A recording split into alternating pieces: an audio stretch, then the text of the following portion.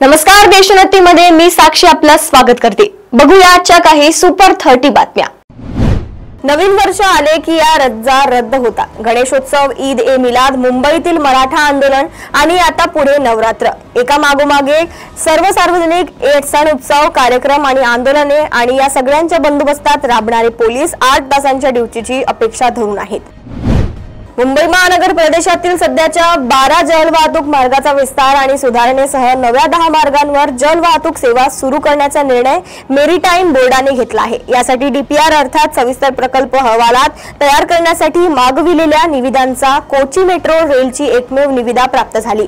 त्यांनी डीपीआर सादर केल्यानंतर 10 नव्या मार्गावर स्पीड बोटी, रोरो सेवा आणि वॉटर टॅक्सी धावताना दिसणार आहेत। नवी मुंबई आंतरराष्ट्रीय विमानतळ 4 नव्या मार्गाने जोडले जाणार आहे। पुरंदर तालुक्यात जमिनी खरेदी विक्रीच्या व्यवहारात फसवणुकीचे प्रकार नवीन नाहीत। याच पार्श्वभूमीवर सासवड येथील एका वकिलाने बनावट दस्त तयार करून लाखोंची फसवणूक केल्याचा धक्कादायक प्रकार समोर आलाय। या प्रकरणी वकिलासह त्याच्या पत्नीवर फसवणुकीचा गुन्हा दाखल झाला असून यामुळे तालुक्यात खळबळ उडाली आहे। विशेष म्हणजे या प्रकरणात पोलिसांनी माहिती लपविण्याचा प्रयत्न केल्याचा आरोप होत आहे। गोंडपिंपरी पोंभुर्णा सीमेवरील अंधारी नदीपात्रात शुक्रवारी वाघ मृतावस्थेत आढळून आला। काहींनी त्याचे चित्रीकरण करून व्हायरल केले। यानंतर तिथून वाघाचा मृतदेह वाहून गेल्याची घटना उघडकीस आली आहे। वन विभागाला माहिती मिळताच पथके घटनास्थळी रवाना झाली, मात्र पाण्याचा विसर्ग वाढल्याने मृतावस्थेतील वाघ पुढे वाहून गेला। त्यामुळे अद्याप वाघाचा मृतदेह सापडलेला नाही। तो कोणत्या क्षेत्रातील वाघ आहे याचाही शोध सुरू आहे। मुंबई लोकल सारख्या लोकल प्रवासात महिलांना निश्चितच धोक्यांना सामना करावा लागतोय। गर्दीमुळे होणारे गैरसोयी, डब्यांमध्ये होणारी गुंडगिरी आणि छेडछाड तसेच रात्रीच्या वेळी गर्दी नसलेल्या लोकल प्रवासात सुरक्षिततेची कमतरता या काही प्रमुख समस्या आहेत, ज्यामुळे या प्रवास महिलांसाठी धोकादायक ठरू लागलाय। केडगाव येथील 22 फाटा परिसरातील ढवळे वस्ती येथे मंगळवारी सायंकाळी 7:45 एका बिबट्याने महादेव ढवळे यांच्या अंगणातून कुत्र्याच्या पिल्लाला उचलून नेल्याची धक्कादायक घटना घडली आहे। या घटनेने परिसरात प्रचंड दहशत पसरली आहे। तुळजापूर शारदीय काळात नवरात्र महोत्सवाच्या तुळजाभवानी देवीचे लवकर दर्शन व्हावे यासाठी भाविक पेड दर्शनाचा मार्ग अवलंबतात। मात्र आता प्रचलित शुल्कामध्ये मंदिर प्रशासनाने थेट दुपटीने वाढ केली आहे। शिवाय जास्तीत जास्त भाविकांना पंचामृत अभिषेक करता यावेत यासाठी अभिषेकांची संख्याही 100ने वाढवली आहे।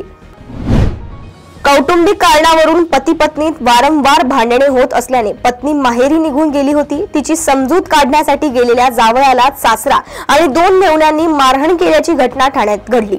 या प्रकरणी सासऱ्यासह 2 मेहुण्यांविरोधात गुन्हा दाखल केल्याची माहिती कळवा पोलिसांनी केली आहे।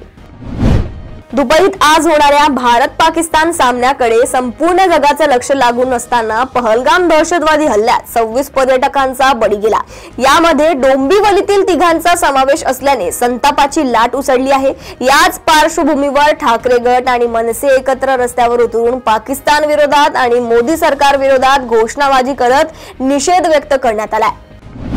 मुसळधार पावसामुळे जायकवाडी धरणाचे नियमित 18 दरवाजेसह आपत्कालीन 9 दरवाजे असे एकूण 27 दरवाजे तब्बल 3 फुटाने उघडली असून गोदावरी नदीपात्रात 1,15,000 क्युसेस इतका विसर्ग सुरू करण्यात आलाय। जायकवाडी धरणाच्या पाणलोट क्षेत्रामध्ये तसेच नाशिक नगर जिल्ह्यात सुरू असलेल्या मुसळधार पावसामुळे जायकवाडी धरण नाथसागर जलाशयाची पाणी पातळी झपाट्याने वाढली असून सध्या धरण 100% भरले आहे।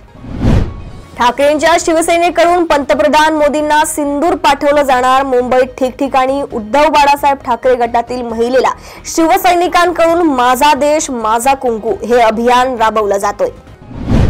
पैठण तालुक्यातील ज्ञानेश्वरवाडी नांदर येथे मुसळधार पावसामुळे शेतकऱ्यांचं मोठं नुकसान झालंय। शेतकऱ्यांच्या शेतातील कांदा वाहून गेला। या मुसळधार पावसामुळे शेतकऱ्यावर मोठा आर्थिक संकट ओढवलं आहे।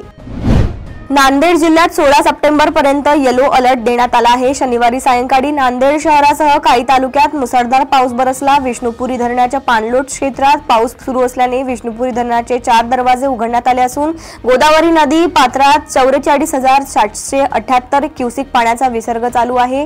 गोदावरी नदी दुथडी भरून वाहत असून नदीकाठच्या नागरिकांना सतर्कतेचा इशारा देण्यात आला आहे। आंदेकर कुटुंबातील आणखी 4 जणांना गुजरातमधून अटक करण्यात आली आहे। लक्ष्मी आंदेकर, शुभम आंदेकर, शिवम आंदेकर आणि आणखी एक जण अशा 4 जणांना अटक केली आहे। आयुष उर्फ गोविंदा कोमकर खून प्रकरणात पुणे पोलिसांकडून मोठी कारवाई करण्यात आली आहे। 99व्या मराठी साहित्य संमेलनासाठी आज पुण्यात अध्यक्ष निवडीसाठी बैठक होणार आहे। पुण्यातील साहित्य परिषदेत ही बैठक होणार आहे। राजधानी दिल्लीत एक भयंकर घटना घडली। रविवारी सकाळी मुर्कबाद चौक उड्डाण पुलाजवळ एक भरधाव कार नियंत्रणाबाहेर गेली आणि उड्डाण पुलावरून थेट रेल्वे रुळावर पडली। त्यामुळे रेल्वे सेवा सुमारे 1 तास विस्कळीत झाली।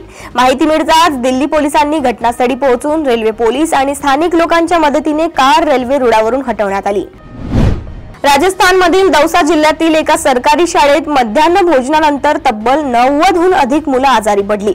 अचानक त्यांना पोटदुखीचा त्रास होऊ लागला। त्यानंतर त्यांना रुग्णालयात दाखल करण्यात आलं। जिल्हाधिकाऱ्यांनी संपूर्ण प्रकरणाची चौकशी करण्याचे आदेश दिले आहेत। ईशान्य भारतात सुमारे अंमलबजावणी सुरू आहे अशी माहिती रेल्वे मंत्री अश्विनी वैष्णव यांनी शनिवारी येथे दिली। पंतप्रधान नरेंद्र मोदी यांनी मिझोरममधील पहिल्या रेल्वे मार्गाचे उद्घाटन करून एझॉल दिल्ली राजधानी एक्सप्रेसला हिरवा झेंडा दाखविला। त्या पार्श्वभूमीवर वैष्णव यांनी बोलत होते। सीएचं काम करणाऱ्या एका तरुणाच्या पत्नीने 11 वर्षीय मुलासह इमारतीच्या 13व्या मजल्यावरून उडी मारून जीवन संपवल्याची धक्कादायक घटना उत्तर प्रदेशमधील ग्रेटर नोएडा येथील एका उच्चभ्रू सोसायटीमध्ये घडली आहे।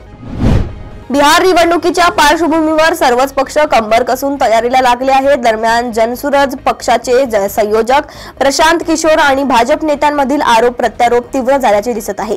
बिहार भाजप अध्यक्ष दिलीप जयस्वाल आणि आरोग्य मंत्री मंगल पांडे यांच्यानंतर आता बिहार भाजपचे माजी अध्यक्ष तथा राज्यसभा खासदार संजय जयस्वाल पीके यांच्या निशाण्यावर आले आहेत।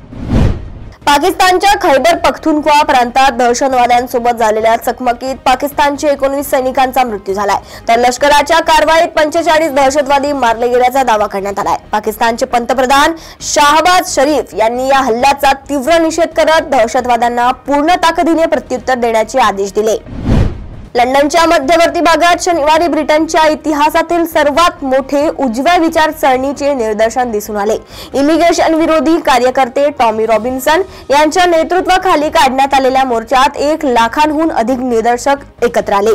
युनाइट द किंगडम मार्चच्या नावाखाली हा निषेध आयोजित करण्यात आला होता। यामध्ये सुमारे 1,10,000 लोक सहभागी झाले होते। थायलंडमध्ये मगर पालन हे एक जुने आणि प्रसिद्ध काम मानले जाते। शेतकरी आणि व्यापारी मगरीची कातडी, मांस आणि रक्त पिकवून चांगले पैसे कमवत आहेत। यामुळे थायलंडची अर्थव्यवस्था मजबूत झाली आहे आणि पर्यटकही हे पाहण्यासाठी इकडे येतात।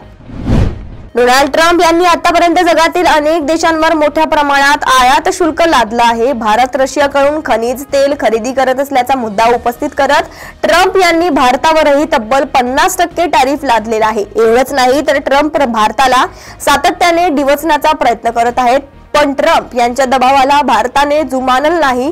यानंतर आता डोनाल्ड ट्रम्प यांनी चीनलाही 100% टॅरिफ लादण्याची धमकी दिली आहे। अविभाजित पंजाब प्रांताची ओळख आणि पाकिस्तानच्या लाहोर शहराची एकेकाळची जीवनवाहिनी असलेल्या रावी नदीने 4 दशकांनंतर आंतरराष्ट्रीय सीमा ओलांडून पाकिस्तानमध्ये प्रवेश केला आहे।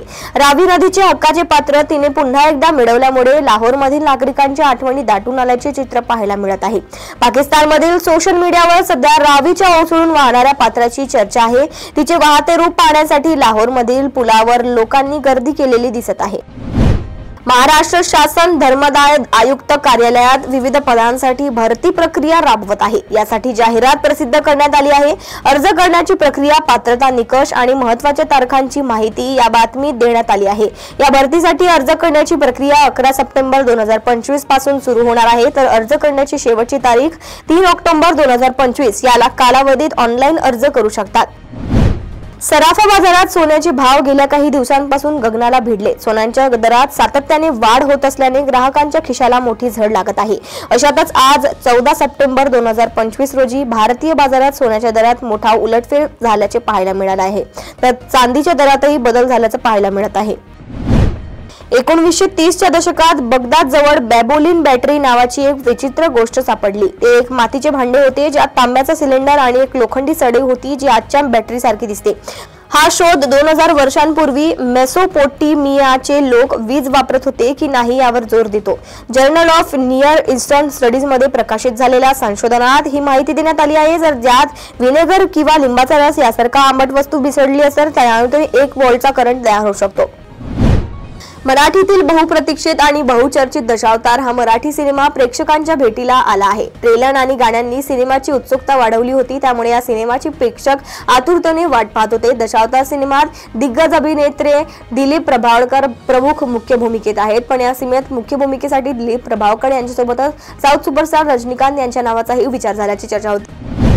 2025 मध्ये लिव्हरपूल येथे सुरू असलेल्या जागतिक महिला बॉक्सिंग चॅम्पियनशिपमध्ये भारताच्या जास्मिन लांबोरिया हिने जबरदस्त कामगिरी करून 57 किलो वजनी गटात सुवर्ण पदक पटकावले. हा विजय केवळ तिच्यासाठीच नव्हे तर भारतासाठी देखील ऐतिहासिक ठरला. या हंगामात भारताने पहिलेच सुवर्ण पदक जिंकले.